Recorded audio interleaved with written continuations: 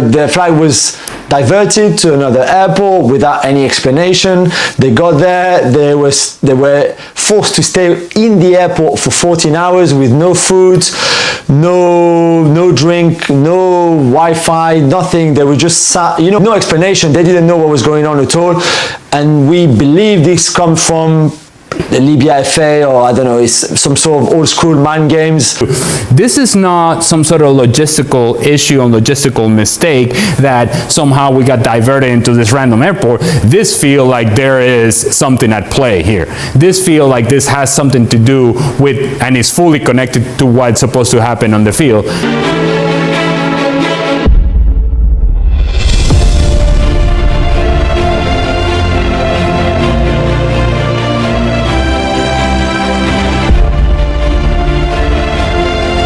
Nigeria boycotting their AFCON qualifier against Libya is set to take place on Monday. For the Nigeria saying this is absolutely incredible. We're not playing this game. This is a farce. And I think they're right, because you should not be treated that way, wherever you're playing, whatever level you're playing at. I understand wholeheartedly why Nigeria says, nah, we're not participating in this.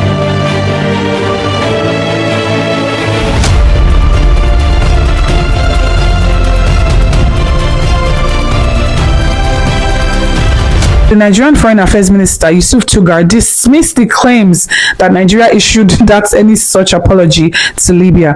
In fact, he went on to describe the incident as a deliberate attempt to gain political leverage and mislead football administrators and fans across Africa. He said that the report had distorted the details of his phone call with Libya's Foreign Affairs Minister. He emphasized that rather than offering an apology, the Nigerian government expressed dissatisfaction over the treatment of its national team and demanded an immediate resolution to the issue. I love your style, I love your tempo, simple. That's all I can say.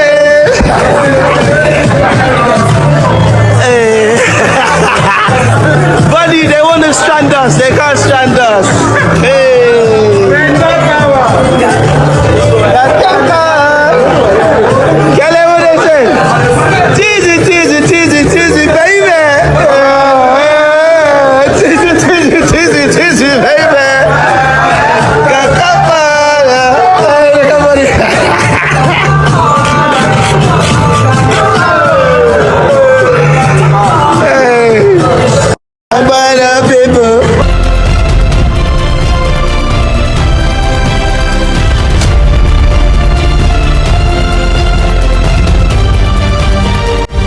Back home, safe and sound.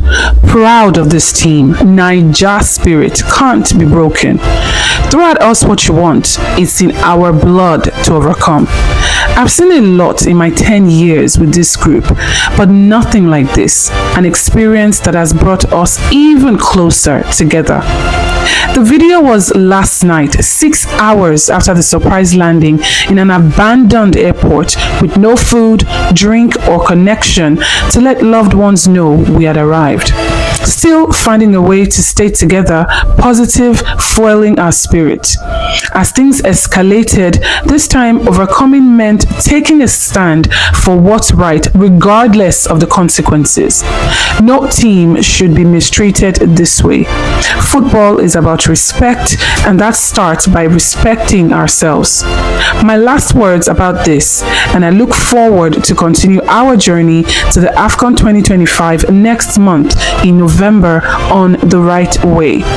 Our goal of doing the best for Nigerian football won't ever change. Now, time to chop, swallow, and rest. The Nigerian national team has a match in Libya. They fly to Libya. Their flight gets diverted. They get put in an abandoned airport. They are stranded without food or water. The team and NFF decide, okay, we are no longer playing this match. We are going back home. And so they boycott the match. Libya says, okay, we are going to sue you. We are going to take legal action. You have no rights to say you are not going to play us. We did nothing wrong. We did not intentionally do you anything bad. Da, da, da, da, da. One newspaper publishes and says Nigeria apologized for not playing the match. And the Nigerian foreign minister Tuga comes out and say, what do you mean? You say what? You say, wait, we apologize for what? We did no such thing. We apologize nada. In fact, instead of apologizing, we are saying that what you people did is really, really bad and we demand correction. Guys, there is a lot to unpack. So let's just dive right in. Hey my lovelies, welcome back to my channel. Okay, so now in case you've been living under a rock for the past 3 days and you didn't hear about this, let me just give you a brief summary from Punch here.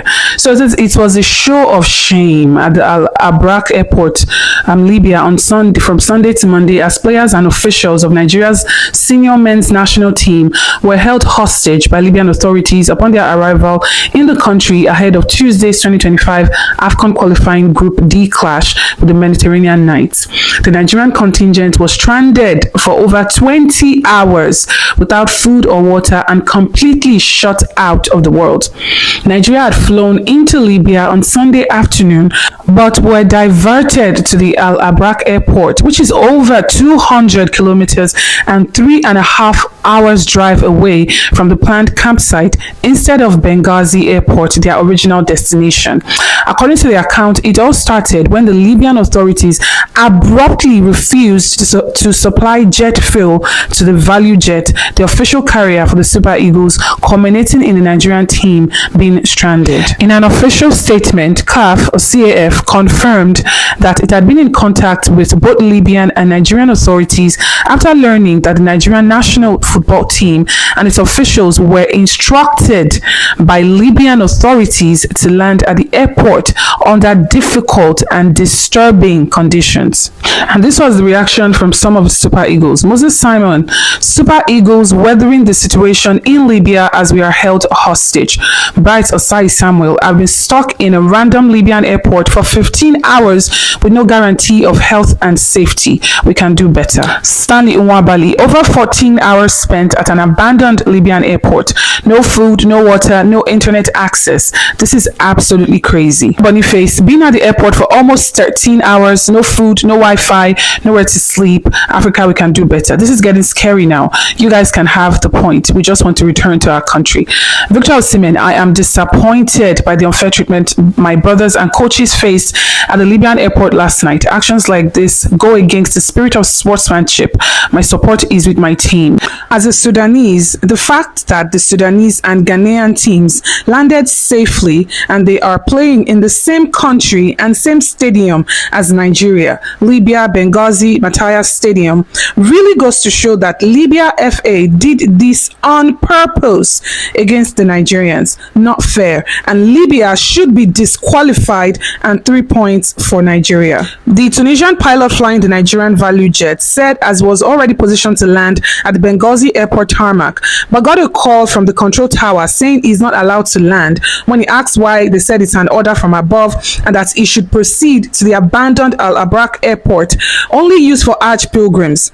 The pilot said he told them it was running out of fuel and they instead cut him off the radar. Such things can cause deadly crashes. FIFA should honestly be a part of this. Human lives were involved. Imagine a pilot telling you that he's running out of fuel and you tell him to proceed. I am from Lesotho. I captained the national team from 1994 to 1997. I've experienced mind games in Africa. It's everywhere. But this is next level. It's not even mind games. It's beyond that. This put Nigerian players in grave danger. That airport isn't even operational. It's only used for Hajj. So pathetic. No Wi-Fi, no electricity, nothing. To tell the pilot to divert to another airport just as the plane was in its final approach to land. Come on, man. All this for 3 points. There's more to life than 3 points. It's a 3-hour drive from that airport to Benghazi. Very unsafe, especially given the political situation in Libya. All the governing bodies have to fine Libya heavily and make sure they don't ever stage a home game in the near future. I am not surprised, as North African countries at the national or club level have always done this to their opponents. I hope they will learn a lesson from this. And then reacting to this, the sports minister reacted in a lengthy post. It says, all through the night, I have escalated the matter and involved all necessary authorities from the Foreign Affairs Minister, the National Security Advisor, the DG, Amaju Pinnick, our CF executive member. I have also remained in touch with both the president of the NFF, who is on the ground with the team, and the chairman of ValueJet, owners of the plane that airlifted the team to Libya. All hands must be on deck to protect our national team. So basically, they were dumped in an airport that is used only during Hajj, which meant that this time it was abandoned. So there weren't basic amenities available. Obviously, there was nowhere to get food. Probably the toilets were locked. And William Troost Ekong even mentioned that the gates to the airport had been locked, which is why obviously the players felt like they were being held hostage. Also, one of the pilots, who happened to be Tunisian, tried to book an hotel, and they kind of allowed him to book and be able to stay, like get away and book an hotel, but they said only he could, like he couldn't book for any member of the Nigerian national team to stay, allegedly, but that is what we heard, right? So this is really crazy, guys. Anyways, of course, the Libyan authorities reacted, and they of course denied the claims that they did this intentionally, or that this was in form of any way to demoralize the players. So this is what the official statement was. It says, we are deeply concerned about the recent reports surrounding the diversion of the Nigerian national team's flight ahead of the Africa Cup of Nations qualifier in Libya. Now, guys, what I find interesting is that as the statement goes on, it mentions that something similar had happened to the Libyan national team. We firmly reject any claims that suggest foul play or sabotage in this situation. It is important to highlight that just last week, our own national team faced significant challenges upon our arrival in Nigeria for the third match of the Africa Cup of Nations qualification. Now, what I find interesting about this is that you guys know that it has been circulating, or some of us know that it has circulating, that this was some form of retaliation by the Libyan government. They were trying to show, pay Nigeria back in its own coin and things like that. Now, before we even, go through what happened, it has to be said that all the Libyan national team faced some type of challenges upon their arrival. It is 100% certain that there is no way it could have been intentional, that Nigeria was trying to, somehow demoralize them or anything for any reason intentionally.